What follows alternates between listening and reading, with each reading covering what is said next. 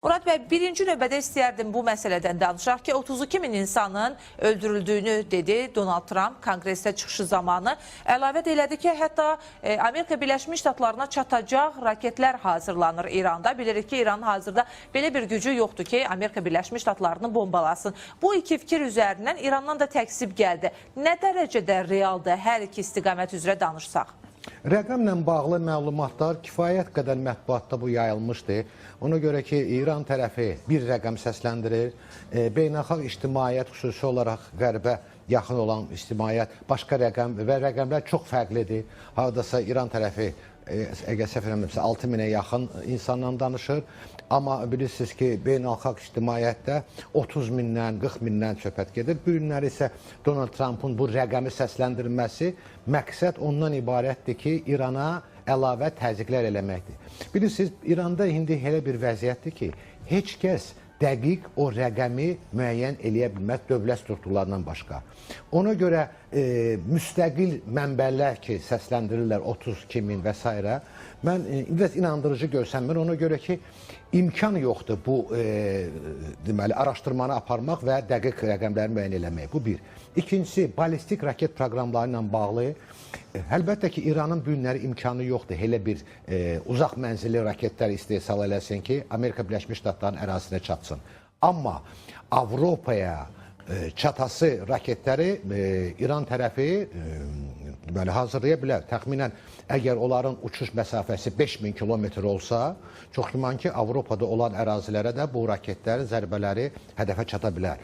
Amma Amerikanın adını səsləndirməsi yenə də Donald Trump'ın həm təzyiq məsələsidir, həm də çox güman ki, vaxt bitir, hazırlıq vaxtları İran əməliyyatına artıq sona çatır və Amerika Birləşmiş Ştatlarının prezidentinin ritorikasında yavaş-yavaş növbəti zərbələri endirilməsi ilə bağlı olan əməliyyata artıq mediada, mətbuatda hazırlıq mərhələsinə başlayır. Ona görə bu gündən sonra İranın təhlükəli olduğunu və s. məsələlər biz çox eşidəcəyik müxtəlif Amerika dövlət qurumlarından.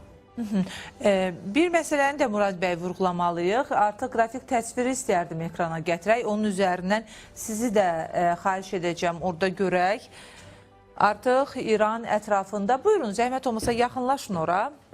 İran ətrafında olan hərbi qüvvələr aspektindən danışaq bugün. Bilirik ki, İranda mümkün hədəflər var. Elə bu qrafik təsvir üzərindən danışsaq, düzdür, yazılar kiçikdir, onlara fokuslanmadan daha çox sizin təhlillərinizdən həmin o nöqtələri göstərək. Bu xəritədə əsasən İran üçün təsir edici və vacib olan və xarici qüvvələr tərəfindən hədəf alına biləcək nöqtələr görsənilir. Əsasən və ən vacib Tehrandır. Nə üçün Tehran? Ona görə ki, Tehranda bütün siyasi elitanın yerləşdiyi qərargahlar mövcuddur. Tehranda İran İslam keşişçilərinin bazaları, onların qərargahları.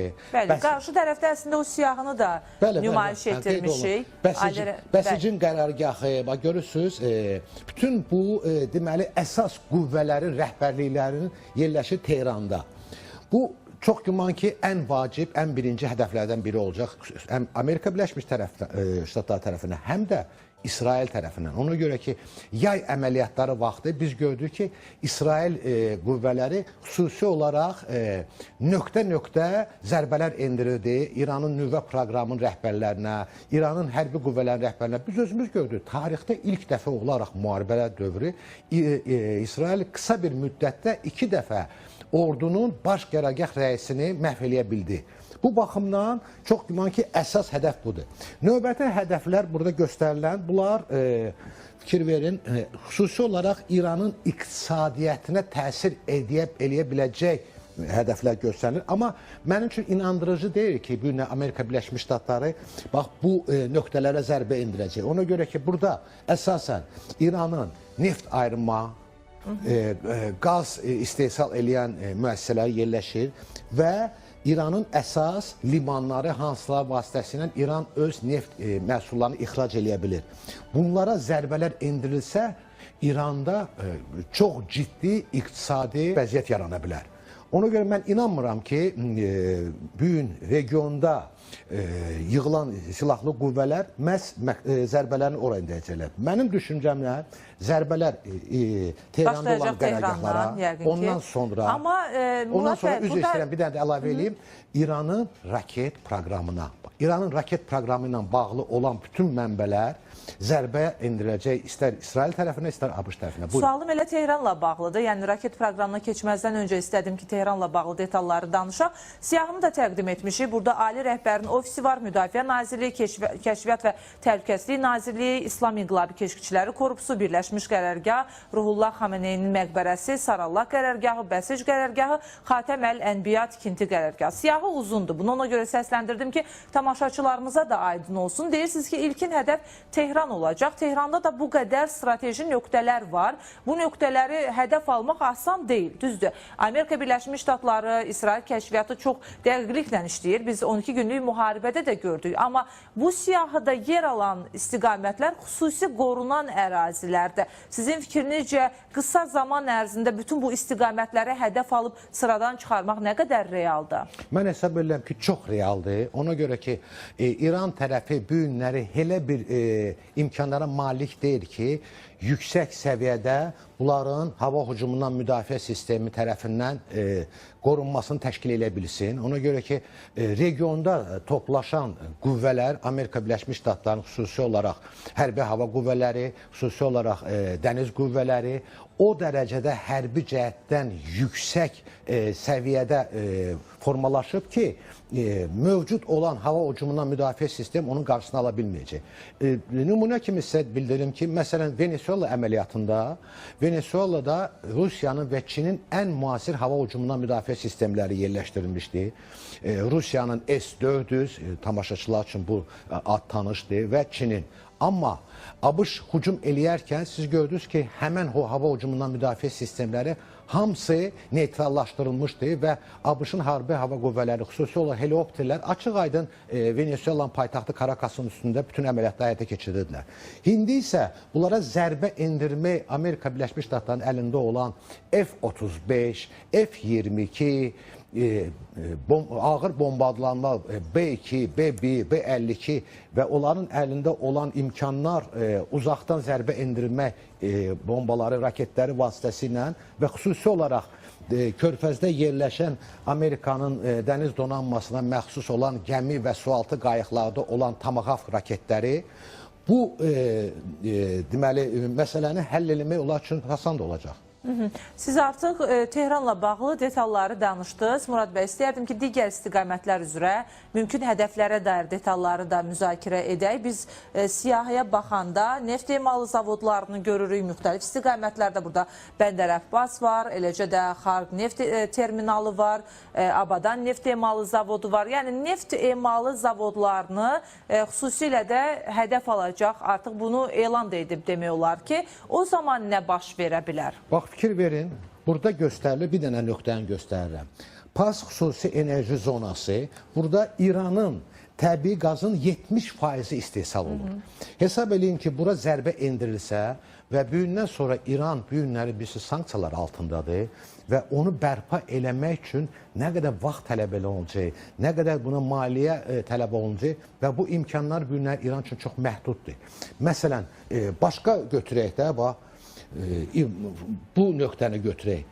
İranın ən böyük benzin istehsalçısı daxili tələbatın 35%-ni istehsal edir. Bilirik ki, İranın bu günləri iqtisadiyyatını pis yaxşı saxlayan İranda benzinin çox aşağı qiymətə olduğu üçün İran iqtisadiyyatı bugünkü sanksiya rejimində hardasa özünü saxlaya bilir. Hesab edin ki, bax, bu müəssisə sıradan çıxarsa İranın tələbatının 35% benzini itirəcək. Yəni bu iki müəssisə daha stratejidir. Yəni ikisini deyirəm də sadəcə olaraq. İndi başqalarına baxsaq görərik ki, burada İranın əsas, bax, bu limanlardır, əsas neft ixracı.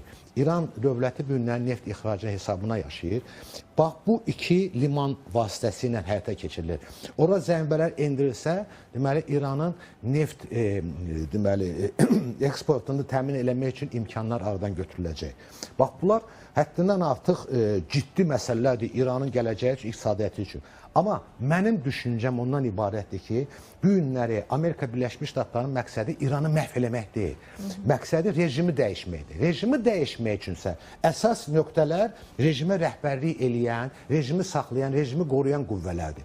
Ona görə zərbələr ancaq ora endiriləcək. İkinci məsələ, İranın yaratdığı təhlükə, raket, balistik proqramları, yəni İsrailə yaratdığı təhlükə, Amerika Birləşmiş Ştatlarının regionda olan müttəfiq dövlətlərdir, Katardır, Birləşmiş Ərəb Emirləridir, Amandır, Saudiya Ərəbistanıdır, Yordaniyadır.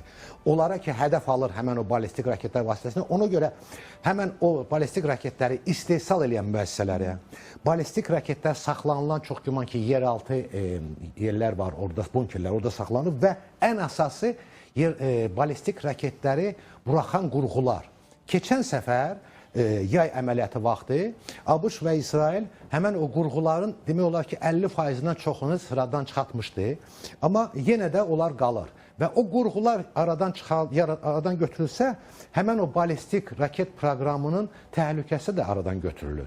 Bu baxımdan mən düşünürəm ki, bu və nüvə proqramı ilə bağlı olan keçən səfər yay əməliyyatından sonra hansısa müəyyən obyektlər ola bilsin ki, bərpa olunub və s. o obyektlərə də əlavə zərbələr endiriləcək. Murad bəy, təklif eləyərdim ki, masanın ətrafına yaxınlaşasınız. Qrafik təsvir üzərindən müzakirəyə görə təşəkkürümüzü bildiririk sizə. Artıq hədəflər də bəllidir. Görək, indi Amerika Birləşmiş Ştatları hansı addım atacaq və konqresdəki çıxışda da Donald Trump kifayət qədər sərt danışdı. Artıq diqqət də Cenevrədəki görüşə yönəlib və fevralın 26-sı deyilirdi. Yəni bir gün sonra biz bu görüşün şahidi ola bilərik və bu görüşü çox əhəmiyyətli bir görüş adlandırırlar. Çünki son şans kimi dəyərləndirirlər. Deyək ki, bu son şansdan əgər İran və yaxud da Amerika Birləşmiş Ştatları istədiyini ala bilməsə artıq müharibə qaçılmaz mı olacaq? Mən düşünürəm ki, baxmayaraq ki, bu danışıqlar həyata keçirilir, müharibə qaçılmazdır. Bu mənim yanaşmamdır. Bunun üçün bir neçə səbəbləri var. Birincisi, Amerika Birləşmiş Ştatları o danışıqlara təzyiq eləmək üçün bu qədər böyük silahlı qüvvələri bura toplamazdır. Bilirsiniz, həddindən artıq çox astronomik bir rəqəmlərdən söhbət gedir. ABŞ bura vəsait xərcləyib. Məsələn, Bloomberg'in məlumatlarına görə Venezuela əməliyyatına 3 milyard pul xərcləmişdi Amerika Birləşmiş Ştatları. Amma burada ancaq hazırlıq mərhələsi mən deyərdim ki 5-6 dəfə ondan çoxdur. Elementar bir rəqəmi səsləndirib tamaşaçılar üçün maraqlı olsun. Məsələn, F-35 təyyarəsinin 1 saat uçmağı 65 bin dollardır. Və yaxud S-5 Galaxy ən böyük hərbi nəqliyyat təyyarədir. Onun 1 saat uçuşu 100 min dollardır. Hesab edin, o gündə 5-6 reys eləyir ABŞ-dan Körfəzə. Həmən o reys 11 saatdır. Ancaq bir reysə 1 milyon 100 min dollar pul xərclənilir. Nə qədər böyük vəsait ABŞ ora xərcləyib və o vəsaiti sadəcə olaraq təzyiq üçün həyata keçirmək absurd olardı. Bilirsiniz, danışıqlar tutaq ki, baş tutdu və danışıqlar məsasında baxın, İran tərəfi ancaq və ancaq danışıqları nüvə proqramı ətrafında və onun İranın mülki nüvə proqramını həyata keçirmək hüququndan irəli gələrək bunu istəyir. Tutaq ki, buna razılaşdı Amerika Birləşmiş Ştatları. Onda biz ABŞ nə əldə eləyir? ABŞ sadəcə olaraq 2015-ci ildə Beşli ilə İran arasında vaxtı ilə hazırlanmış, imzalanmış saziş var idi, nüvə proqramının məhdudlaşdırılması və həmən o layihəyə qayıdır. Amma yadınıza salın, o layihəni kim pozdu? Həmən Donald Trump hakimiyyətə gələndə o layihəni pozdu. İndi bu qədər işdən sonra ABŞ yenidən həmən o layihəni imzalanması ilə bitirəcək öz maraqlarını? Düşünürəm ki, yox. Və bu baxımdan sadəcə olaraq bu vaxtın uzadılması regionda hərbi cəhətdən hazırlığı həyata keçirmək üçün bu qədər böyük silahlı qüvvələrin toplaşmaq, onun koordinasiyası hazırlamaq və s. problemi ilə bağlı idi. Murad bəy, təşəkkürümüzü bildiririk sizə. Minnətdarıq studiyamıza gəldiyiniz üçün, fikirlərinizi bölüşdüyünüzə görə.